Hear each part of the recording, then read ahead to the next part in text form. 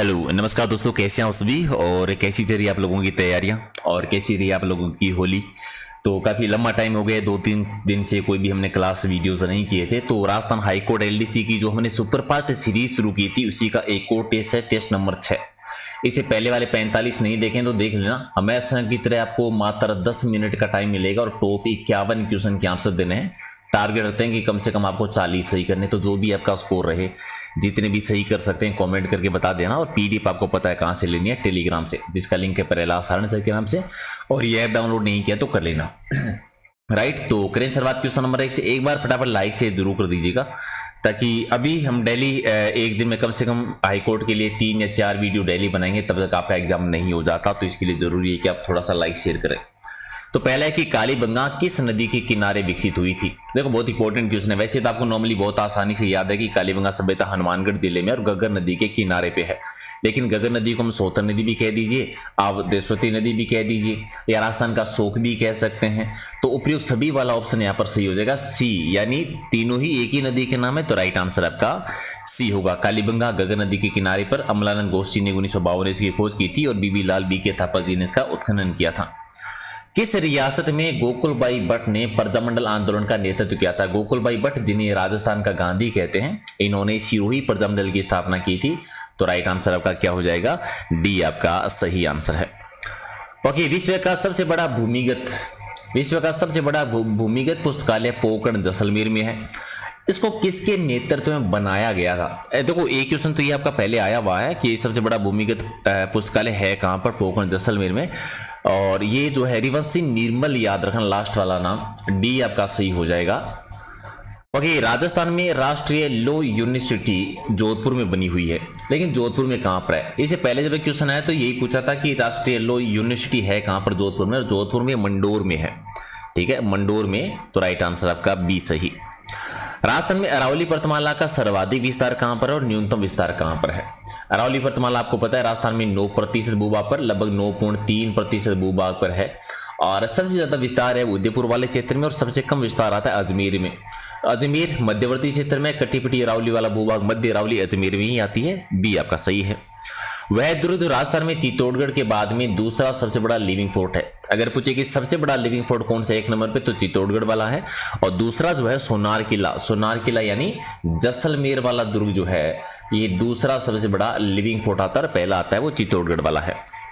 दर्रा वन्यजीव उद्यान जो कहां पर है, कोटा और झालावाड़ में इसका विस्तार है। वर्तमान में इसका नाम जो है मुकंदरा हिल्स पार्क कर दिया। तो पहले इसका नाम क्या था, देखो 2 नाम तो हो गए। एक दर्रा वन्यजीव उद्यान है कहां पर, कोटा झालावाड़ में, इसे मुकंदरा हिल्स पार्क है। पहले इसका नाम क्या था, तो पहले इसका नाम था राजीव गांधी नेशनल पार्क, यानी बी आपका सही है। अच्छा, फतेह सागर झील और पिछोला झील को जोड़ने वाली झील कहां पर है, दोनों उदयपुर में, आपको याद है। तो इन दोनों को जोड़ने वाली झील जो आती है वो रूप सागर झील है, यानी राइट आंसर आपका सी है। अच्छा, अरना और जरना ये एक जलप्रपात का नाम है कहां पर, राजस्थान में। अरना जरना नामक जलप्रपात है, जोधपुर में सूर्य नगरी में है, यानी सी आपका सही है। और प्रदेश में अंतर प्रवाह की सबसे छोटी नदी कौन सी है। आंतरिक जल प्रवाह की सबसे छोटी नदी है कांतली नदी। ठीक है, कांकणी कह दो या काकनी नदी कह दो, या इसे कह दीजिए मसूरदी नदी कह दीजिए, या काकनी कह सकते हैं। कहां पर है, जैसलमेर में है, कोटड़ा गांव की पहाड़ियों से निकलती है। और आंतरिक जल प्रवाह की सबसे बड़ी नदी अगर आपसे पूछ ले तो कौन सी है, सबसे बड़ी आती है गग्गर नदी। ठीक है, और ऐसे एक नाम की नदी आती है कांतली। कांतली आप जानते हैं कहां पर है, सीकर में है, जो कि खंडेला की पहाड़ियों से निकलती है, जिसके किनारे पर गणेश्वर सभ्यता विकसित हुई थी। आड़ोती के पठार या लावा के पठार में राज्य की कितने प्रतिशत जनसंख्या निवास करती है। ठीक है, लगभग 7% भूभाग पर है और 11% जनसंख्या निवास करती है। डी आपका सही है। राजस्थान का दक्षिणी पूर्वी पठार हाड़ौती का पठार। और मगरा लोक कला मंडल का मुख्यालय कौन से शहर में है। ठीक है, मगरा लोक कला मंडल है वो अजमेर में है, यानी एक आपका सही है। अच्छा, राजस्थान में वार्षिक औसत वर्षा कितनी होती है।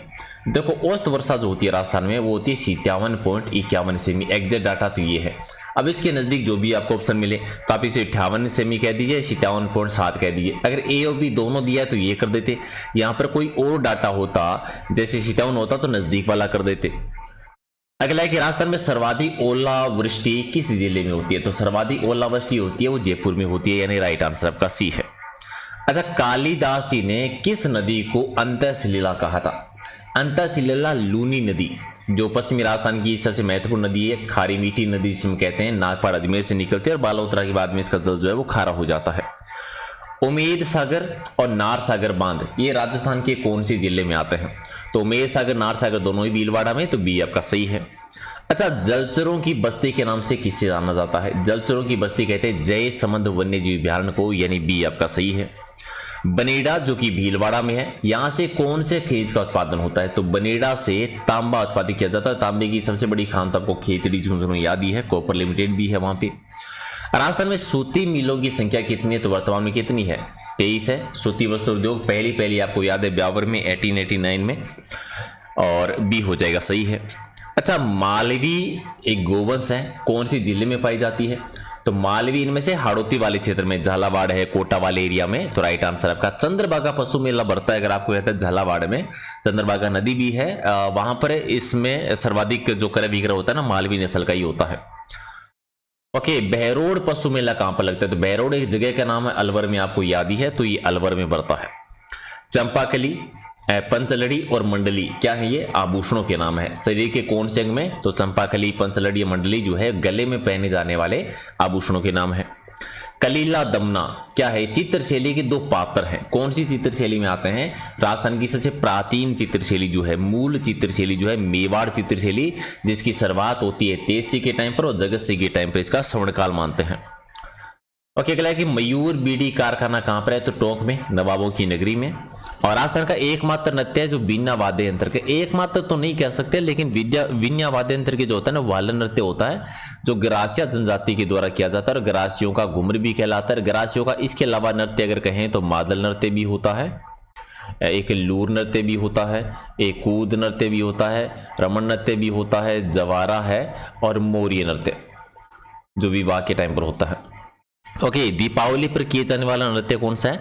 तो दिवाली पर पेजन नृत्य होता है, इसका नाम पेजन मिलेगा आपको, पेजन नृत्य, और ये वागड़ में होता है। वागड़ किसे कहते हैं जानते हैं ना आप लोग? डूंगरपुर बांसवाड़ा वाला जो एरिया है। ओके, तोरावाटी बोली कहां पर बोलता है? ये तो कांतली नदी है सीकर में, तो कांतली नदी का प्रवाह क्षेत्र जो है वो भी तोरावाटी कहलाता है। नदी जो है ये सीकर में और जयपुर में बोली जाती है, ढूंढाड़ी की उपबोली आती है ये। राजस्थानी भाषा की लिपि कौन सी है? राजस्थानी भाषा की लिपि कौन सी आती है? तो आप इसे मादनी कह सकते हैं और पुरानी कह दीजिए। बै और दय दोनों, बै और सह दोनों, जय देवनागरी और पुरानी के बै और सह दोनों कर दीजिए इसमें, तो एक आपका सही है, मुड़िया लिपि कह दीजिए। ओके, देवनारायण जी के बचपन का नाम क्या था? देवनारायण जी का बचपन का नाम था उदय सिंह जी। गुर्जर जाति के द्वारा देव माने जाते हैं। आसिन भीलवाड़ा में प्रसिद्ध इनका मेला बताया। सबसे लंबी फड़ इन्हीं की आती है, सबसे छोटी भी है, सबसे प्राचीन फड़ में भी है।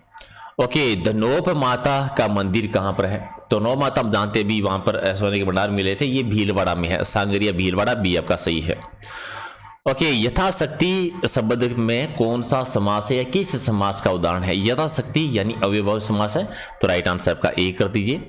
और त्रिफला शब्द में समास का उदाहरण बताया, संख्या वाला है तो द्विगु हो जाएगा, द्विगु हो जाएगा, ये द्वंद्व नहीं होगा, सॉरी, ए ऑप्शन मत कीजिए, इसका हो जाएगा सी वाला ऑप्शन आपका सही है।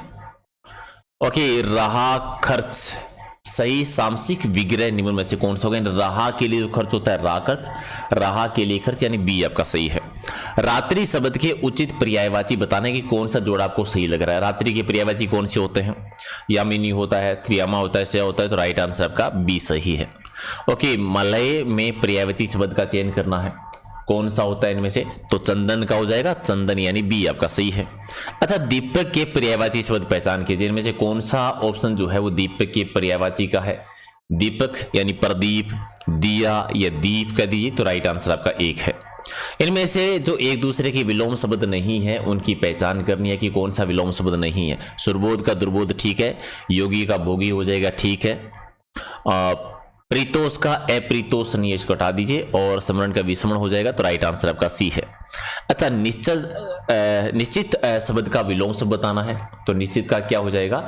सुनिश्चित, यानी राइट आंसर आपका एक है। अच्छा, अशुद्ध विलोम शब्द का चयन करना है, अशुद्ध विलोम शब्द बता दीजिए कौन सा हो जाएगा? विधि, निषेध, सक्रिय, विक्रिय, बी आपका सही है, बी ऑप्शन। ओके, सुधर्मी शब्द में किन वर्णों से संधि हुई है? सुधुर्मी में किसके? उ धन उ, छोटा उ और फिर बड़ा उ, यानी उ धन उ, यानी बी वाला ऑप्शन आपका सही है। अच्छा, पनघट का संधि विच्छेद बताना है। पनघट का क्या हो जाएगा? पनघट का संधि विच्छेद पन धन घाट होगा या पानी धन घाट होगा या पानी धन घाट या पन धन घाट, तो राइट आंसर क्या हो जाएगा? डी आपका सही है। ओके, भुर्जा का सही संधि विच्छेद बताना। भू धन ऊर्जा, भू धन ऊर्जा यानी राइट आंसर क्या होगा? भू बड़ा आना चाहिए इसमें। अच्छा, ए वाला ऑप्शन आपका सही है। ओके, अगला है कि ई प्रत्यय के से बना शब्द इनमें से कौन सा है? ई प्रत्यय किसमें यूज हुआ है? सुखी में, सूखी यानी राइट आंसर सी है। अनु उपसर्ग से बना शब्द इनमें से कौन सा आता है? तो अनुशासन, अनुशासन में अनु उपसर्ग है, सी आपका सही है। अच्छा, इनमें से इल्ला प्रत्यय का योग बताना है कि इल्ला प्रत्यय का यूज है वो किसमें हुआ है? तो रसीला में है, रसीला में है, तो राइट आंसर एक है। और इनमें से आपको उप प्रत्यय से बताना है कि कौन सा शब्द है जो उप प्रत्यय से बना हुआ है। तो उप प्रत्यय किसमें? उपेक्षा में, उपेक्षा में उप प्रत्यय यूज हुआ है, राइट आंसर एक है। इनमें से बताना है कि मिठाई शब्द में कौन सा प्रत्यय है? मिठाई, मिठाई में कौन सा प्रत्यय को? आई आ जाएगा, आई यानी राइट आंसर सी है। और 2 या 4 लड़ी के गले में पहने जाने वाला जो हार होता है उसे हम क्या कह देते हैं? हांसला कहते हैं, एक आपका सही। अच्छा, इनमें से कौन सा एक सबसे बड़ा लोकवाद्य है? सबसे बड़ा लोकवाद्य है टामक लोकवाद्य, जो मेवात वाले क्षेत्र में बजाया जाता है। और मेवाड़ का उदाहरण किसे मानते हैं? तो राणा हमीर को, जिन्हें विषम घाटी पंचानन भी कहते हैं, सिसोदिया वंश की जिन्होंने नींव रखी थी। और मेवाड़ का विषम पितामह किसे कहते हैं? मेवाड़ का विषम पितामह कहते हैं कुंवर चूड़ा जी को, यानी राइट आंसर आपका एक सही है। तो ये थे 51 क्वेश्चन, कितने सही के कमेंट करके बता देना। और अभी एक टेस्ट और करेंगे हम इंग्लिश और हिंदी का, इंग्लिश प्लस हिंदी के जो इतने भी इंपॉर्टेंट क्वेश्चन हो सकते हैं। और शाम को 8 बजे हम करेंगे live test, topic wise series, जो एग्जाम से पहले पहले जितना रिवीजन करवा सकते हैं उतना करवाएंगे। तो फटाफट एक बार लाइक शेयर कर दीजिए। और पीडीएफ आपको टेलीग्राम पे मिल जाएगी, जिसका लिंक है प्रहलाद सर के नाम से। और एग्जाम नगरी ऐप डाउनलोड नहीं किया है तो कर लेना। मिलते हैं अगले वीडियो में, थैंक यू।